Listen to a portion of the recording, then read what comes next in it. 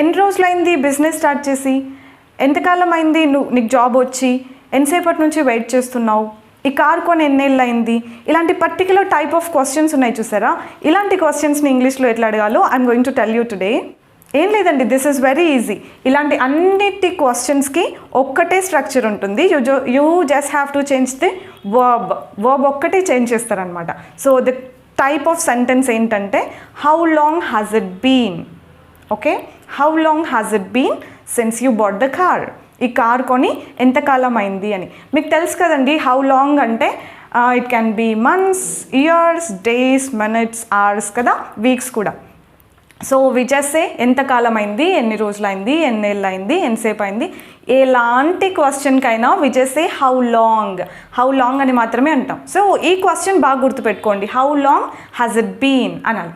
How long has it been since you started the business. ఈ business start చేసి ఎంతకాలం అయింది. మీరు వచ్చి ఎంతసేపు అయింది అని అడగాలనుకోండి, how long has it been since you came. మీరు వచ్చి ఎంతసేపు అయింది అని.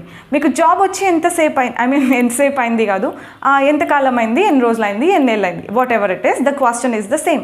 How long has it been since you got the job. See how simple it is to ask questions కదండి.